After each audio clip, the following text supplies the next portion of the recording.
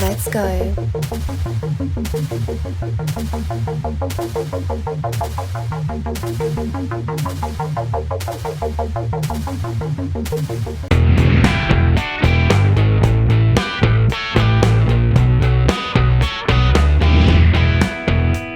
Good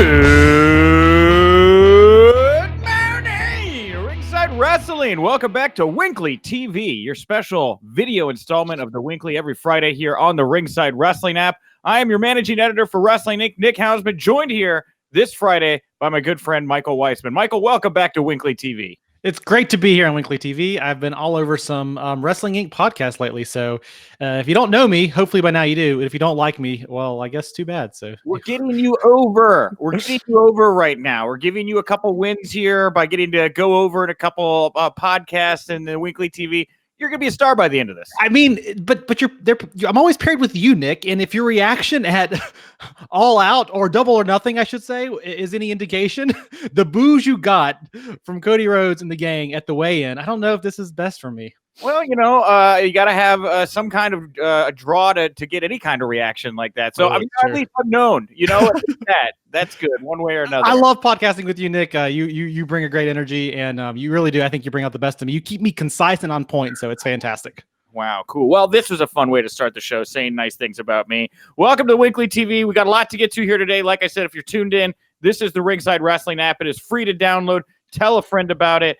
There is original programming 7 days a week right here on the Ringside Wrestling app, Monday through Friday, 7:30 p.m. Eastern. We do a daytime show. Get on into it. You got the new Danger Zone Fantasy Warfare 2, Game Night with Josh Matthews, Petey Williams, Madison Rain, a whole bunch of great names that you're familiar with right here on the Ringside Wrestling app. And on top of that, we do these shows here, but we're going to have even more live content coming to you from the Ringside Wrestling app in the weeks to come. We are about to get to our top 5 stories of the Wink. But before we get to that, I want to remind you right after the 5 stories, right after the news block, you are going to get an exclusive interview here. That's right. Our own Andy Malnoski went out to the field. He got an interview at WrestleCon 2019 with one of my favorite people in all of professional wrestling, WWE Hall of Famer, Hacksaw Jim Duggan. Ho!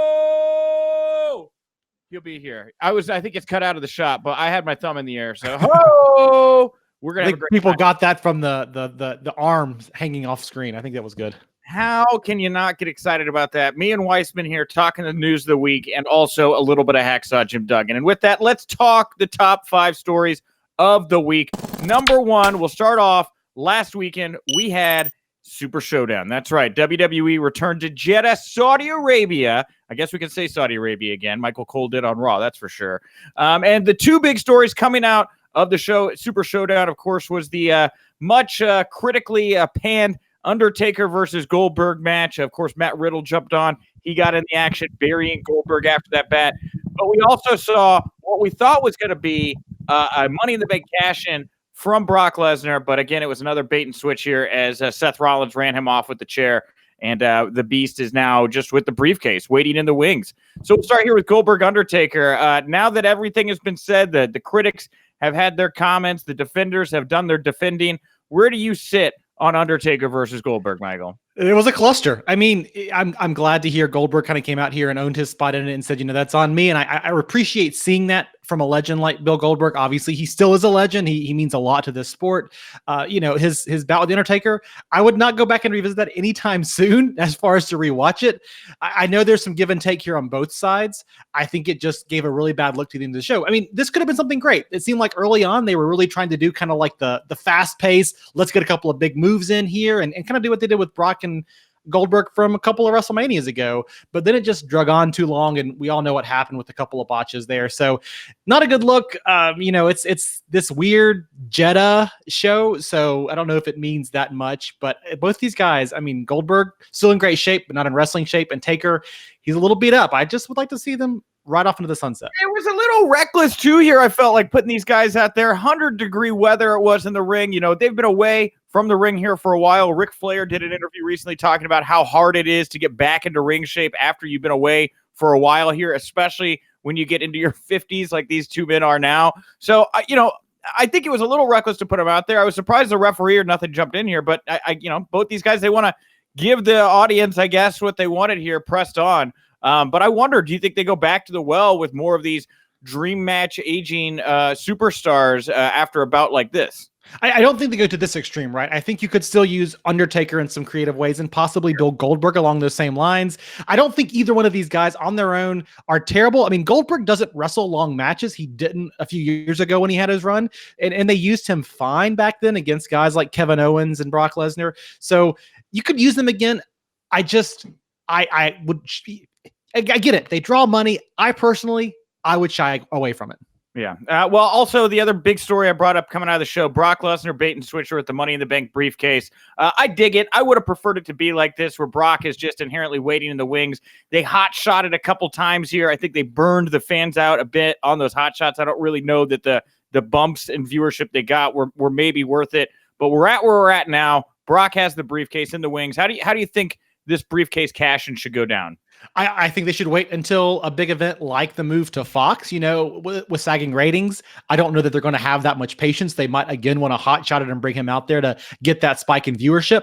But if I were WWE, it means a lot to have him cash in. You think come the fall, what is that date? October, whatever it is, right? When Fox takes over SmackDown Live, I think it's a great spot to do it. By that point, Kofi will be a multi-month champion, a multi-month world champion, a guy who everybody loves, everybody feels good about. To have Brock cash in on that stage is very impactful, and I think it means a lot to Fox to have such a big event happen on their debut night.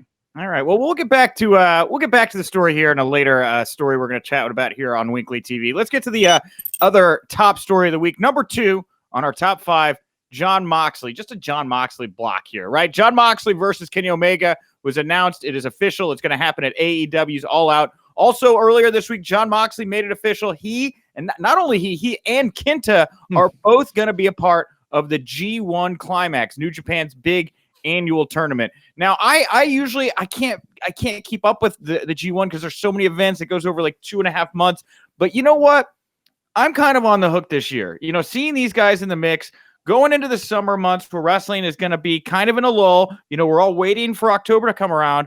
I feel like New Japan has really taken the ball and run with it here. Unlike a lot of promotions that seem to be floundering to fill voids and stuff like that, New Japan just getting stronger. And, to tie it back in here to the Moxley versus Omega match, Moxley, current IWGP United States champion.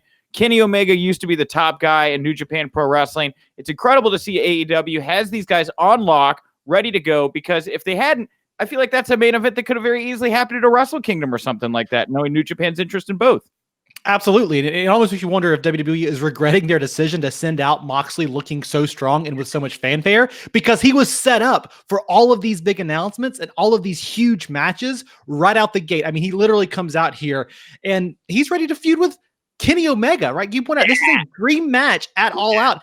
And I think I really want to focus in here on his inserting himself into the G1 Climax. The G1 Climax has been a big deal for a very long time. And if you're a wrestling fan and you follow New Japan, you know how cool this event is, right? Every summer, these guys wrestle for a couple of months and they really do. Those matches matter. And so I think it's really interesting, a guy like Jon Moxley associated with AEW, a place they say they want wins and losses to matter, and he's going to wrestle in a tournament for New Japan Pro Wrestling where wins and losses absolutely matter with a title shot at Wrestle Kingdom on the line. I think it's fantastic, and I am excited to see him in here and keep this team going on the summer of Moxley, if you will. Yeah, summer of Mox. I agree. This is summer of Mox right now.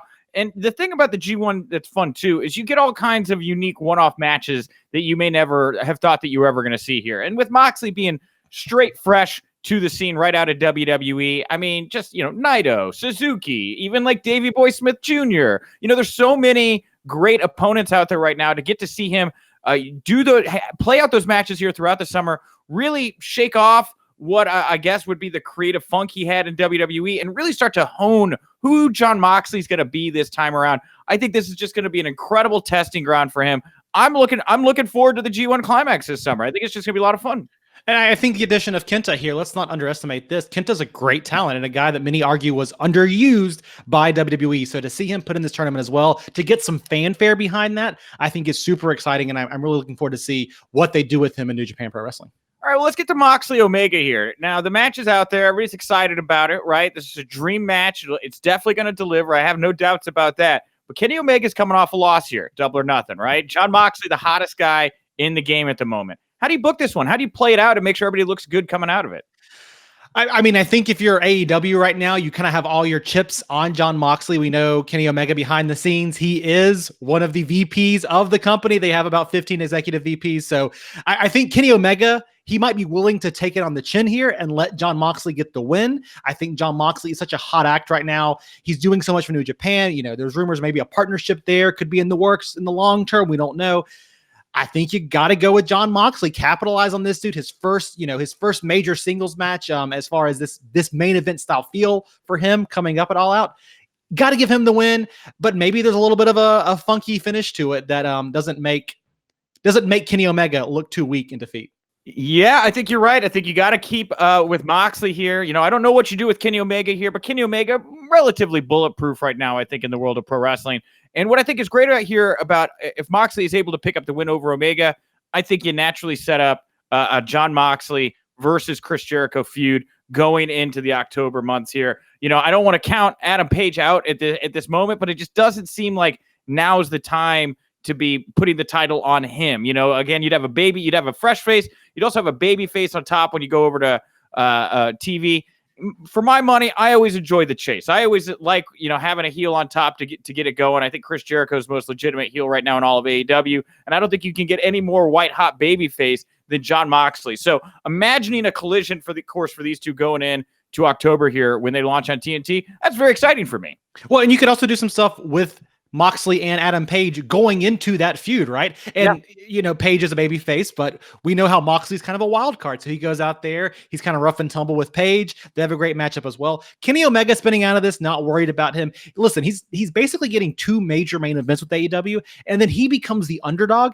And I think Kenny Omega makes a fantastic underdog. If he's got to claw his way back into this title picture after these two major losses, it will make him a much more interesting character, I believe. Like, oh, I thought I'd do better in AEW, but I'm losing all the time, right? I've got to turn this around. Yep. I absolutely see it. Well, let's go to our third top story of the Wink, which has become a regular top 5 story here on the WINCLY or WINCLY TV, the WWE 24/7 Championship. So let me run you through what's going on with this title here in the past 7 days. Now, R-Truth lost the title on the tarmac to Jinder Mahal on the way to Jeddah. Now, on the flight, Jinder Mahal fell asleep. R-Truth pinned him, took the title to the airplane bathroom, protected it, never defended it in Jeddah, came back home, was then trapped in an elevator with several other superstars who kind of had a kumbaya moment there on Monday Night Raw, managed to escape that by the skin of his teeth. Then on SmackDown this week, in order to try to evade the wrestlers from pinning him, Carmella locked him in a box. The box got carted off, and now R-Truth trapped in a box on his way to Monday Night Raw. This man could very easily suffocate. I saw his video online from inside the box. What a wild week. This is, Michael, this is a lot of creativity. Is this where all of WWE's creativity is going at the moment, is into this 24/7 championship?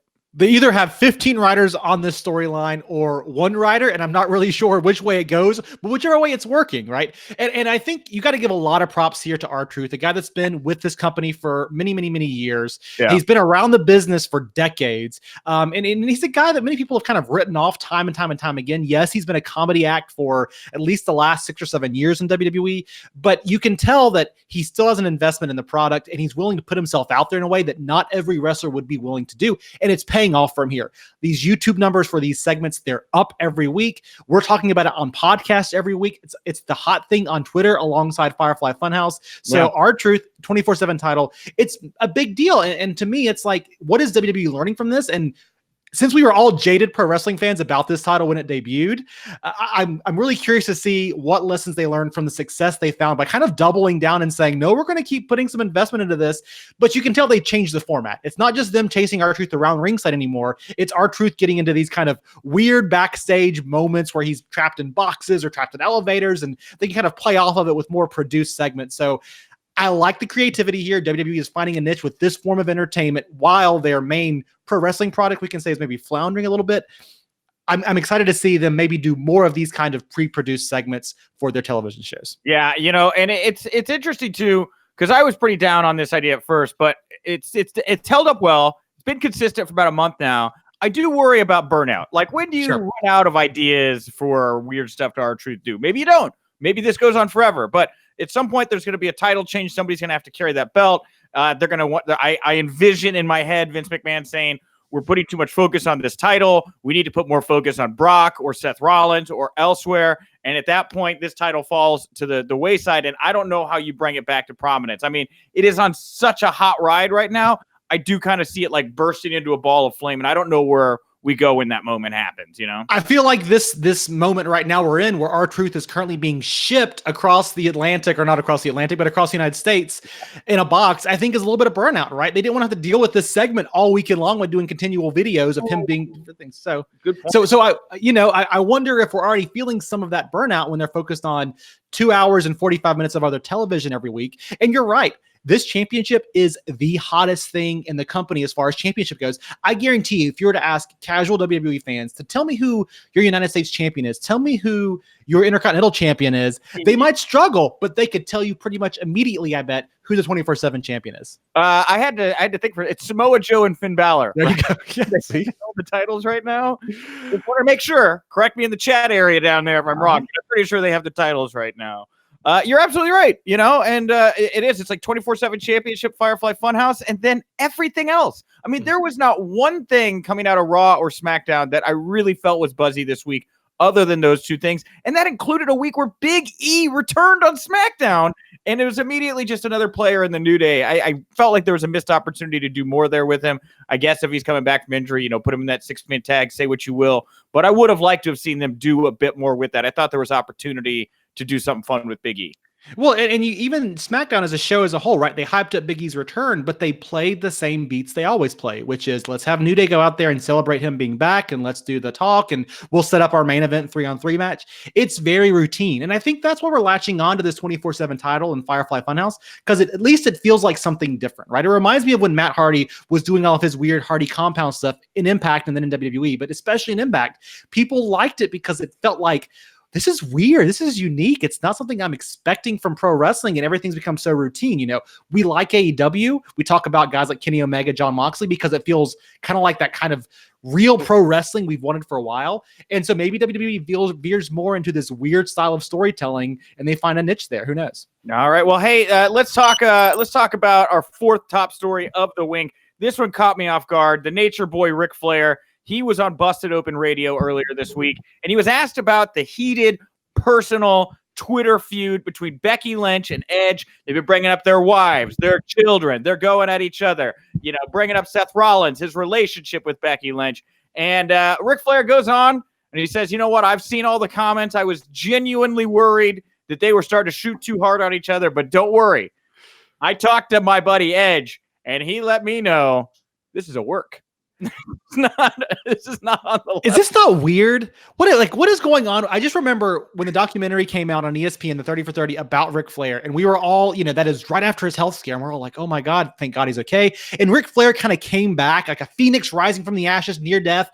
And he was like the Nature Boy we always knew, with this kind of sense of humility that we didn't expect. And now it feels like he's come out of this most recent health scare with just bridges to burn, right? He's got matches, and he's going to light the whole house, the whole town on fire right now. And this is one of those cases. Why did he have to kind of blow this up? It was something interesting for Edge, who I love, and Becky Lynch to do. And he just puts a spotlight on it. Nah, they're fake. It's all fake. They're good. Phony, guys. Don't worry about it. It's so Santa Claus, he's fake too. Easter Bunny, not real. What? No, listen, you've crossed the line with the last two. But no, it is. It's just, it does feel like Rick right now has nothing to lose, right? He's like getting sued by his manager. He's talking trash to his manager. He's talking trash to Shawn Michaels. Then he has a couple drinks, and he's like, I should apologize to Shawn. And they're like, yeah, you should apologize to Shawn for what you said, Rick. I mean, all over the place here right now. It's fun. We laugh about it, but I really hope we don't have a really sad story here about Rick, because he does seem destined to not put the ball of fire out that he is on right now. Sure. He is just hurtling through space at the moment. So I've made these comparisons a few times. It feels like, if you remember when Stan Lee in his last couple of years just had so many weird business dealings, and a very, very big age gap, because Stan Lee was about 115, right? But still, even here with Ric Flair, it feels like he's going through some of those kind of late stage issues that we saw with him. It concerns me. It honestly does. All right, last top story of the wink. Well, next week here on the show, we will be giving you our WWE Stomping Grounds quick predictions. But this week, we're going to talk about how there seems to not be much interest in WWE Stomping Grounds. Now, if you look at the ticket charts for Stomping Grounds, public access, you can go find them. Looks like a little over half of these tickets for this show, a WWE pay-per-view, have not been sold. Ticket sales look to be slagging. Raw viewership this week hit an all year low, lower than any other shows they've done all year. SmackDown fell under 2 million average viewers this week. I got the card here in front of me. You can see it too, Michael. The matches we've got coming up here. What do you attribute to the utter lack of interest in WWE Stomping Ground? I think you look at the match card here. You brought this up here. A lot of this is repeat. A lot of this is the same. Seth Rollins versus Baron Corbin. We just saw that. Kofi Kingston versus Dolph Ziggler. Yes, in a steel cage. We just saw that. Becky Lynch versus Lacey Evans. I don't think Lacey is where WWE thinks she is right now. Right? Bayley and Alexa Bliss, I am genuinely interested in. Roman Reigns versus Drew McIntyre. All of these matches on this card are repeats. And not only that, nothing of this feels like it has a fire behind it. It all feels very programmed, very staged, very like, we want you to be interested in this. I said this earlier. WWE has recently been on this path of how do we get to the next card in as few moves as possible? And that's what I think we have here. I brought it up. I'll throw this out there. This is just me armchair booking fantasy idea. I look at that steel cage match, and it doesn't really feel like a steel cage is needed here because while there are peripheral players, steel cage matches are usually, at a point where it's like, we want to keep these people out type deal, right? Sure. I look at this, I say steel cage match. Two thoughts come to mind. Man, Paul Heyman locking Brock Lesnar in the cage with the downed Kofi Kingston. That's an interesting way to maybe use that Money in the Bank briefcase in a surprise way. But also with the return of Big E, it was just we're back to normal here. I think a lot of people are wondering, how do you heat up Big E? Can you do more with him? Having him, having him cost Kofi this match or getting involved somehow, I don't count it out of the question just because as soon as I remember that Dolph Ziggler and Big E have history together and Big E was at one point Dolph Ziggler's on-screen friend and muscle, I don't think it takes too much creativity to write that story. And now you got Xavier and Kofi on one side and Dolph and Big E on another. And that's a compelling story to me. I think there's a lot you could do with that. I don't know if they go that route, but that's of all of the best case scenarios to come out of Stomping Ground. That's kind of the story that grabs me the most in my imagination. I love the fantasy booking ideas here, right? And I think there's even something interesting you could do with Dolph moving forward as a world champion. He's always has great promos. I think a great fire underneath him. The problem is though, Nick, is that we want to talk about all of this. WWE so rarely does interesting twists and storylines like that I think that we don't expect it anymore. And so fans just don't tune in because they know they're not going to get that excitement that we're wanting. We talk about it. I salivate. Yes, let's do some of that. That's meaty storytelling. But I watch this card and think none of that's going to happen. So skeptical, so jaded, so burnout. Welcome to pro wrestling journalism in 2019. All right. Well, that was a wonderful way to wrap up our top 5 stories of the Wink. Thanks so much for tuning in for the news, but we got a little bit more for you. Right now, we're going to kick it over to our field correspondent, Andy Malnoski, as he caught up with the WWE Hall of Famer Hacksaw Jim Duggan at WrestleCon 2019.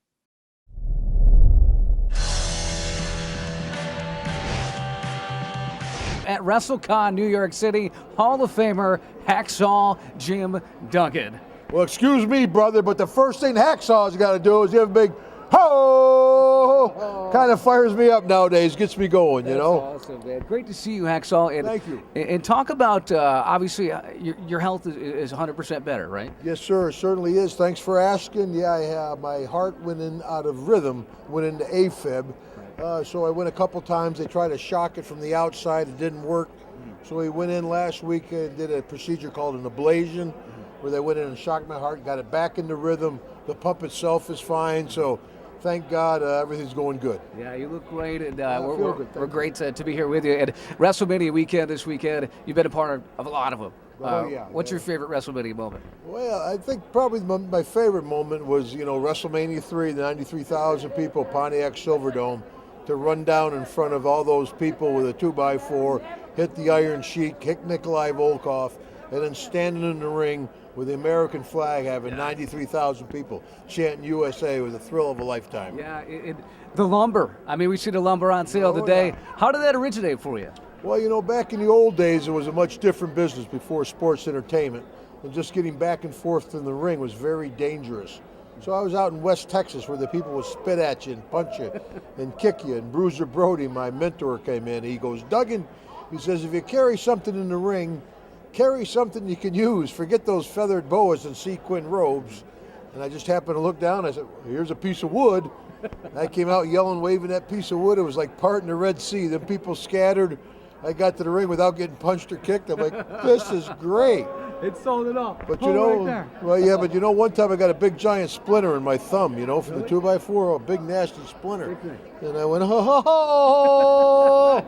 It hurts, but Hacksaw, thank you so much. Last quick question for WrestlingInc.com here at WrestleCon. I mean, you've been a part of so much. Legends House, of course, it was heated at times on that show. Saw a different light of Hacksaw that, you're not just this rough and gruff guy in the ring, but you're just a caring, compassionate guy.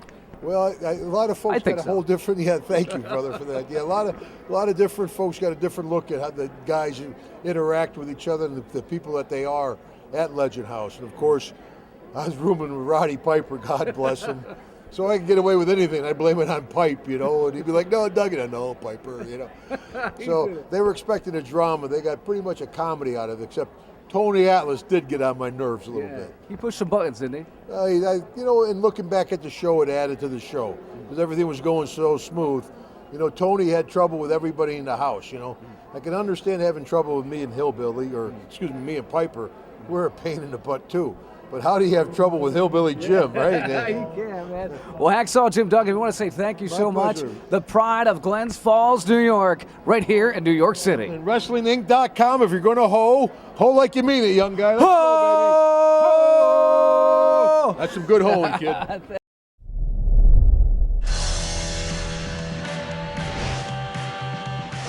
Thank you very much, Michael, for joining me at the top of the show. Thank you very much to Andy Malnoski for going out and getting that great interview with Hacksaw Jim Duggan. And thank you all for tuning in. If you like this show, you want to support us, go over to the Wrestling Inc. Pro Wrestling Tee Store. Get yourself a logoed shirt, another one of our shirts. Take a photo with yourself wearing the shirt. Tag me. Tag the site. We'll retweet you. We'll show you some social media love. If you like WINCLY TV, we have WINCLY Podcast, just the audio podcast, Tuesday through Thursday, over on Wrestling Inc. Audio on iTunes. Go over to our page, leave a 5-star rating, nice comment. Just give it a listen. We're having a lot of fun on there right now. Big interviews. Interviewed Rey Mysterio earlier this week, Michael. Rey Mysterio was on the WINCLY. Great interview, too. Worth checking out. And you got 30 minutes with the dude, so a lot of interesting content there. Yeah, and I can promise you this upcoming week, we got another slate of big interviews and more punditry ahead. And, of course, if you want to support Ringside Wrestling, go over at Ringside App over on Twitter, Ringside Wrestling App on Instagram. 7 days a week of original pro wrestling content right here on the Ringside Wrestling App. Michael, is there anything else you want to plug, promote, put over here to wrap up the show today? As always, you can follow me on Twitter. I am at The Real Wiseman. That's the best place to keep up with all the work that I do, both here for Wrestling Inc. on the podcast side of things, but also I do some written work this Sunday. If you are into Father's Day, who isn't into Father's Day, right? It's a big deal. I got an article coming up. You've heard of the world's greatest dad. What about pro wrestling's greatest dad? So I'm going to dive into that, have a little bit of fun with that there. And again, always pictures of my dogs, my cats, fun things I see around Winston-Salem. I am on Instagram. I am at wiseman.ma. Yeah, go follow him for his cats, guys. All right, I'm at Wink Rebel over on Twitter. Thank you so much for tuning in. And remember, if you winked, you didn't miss it.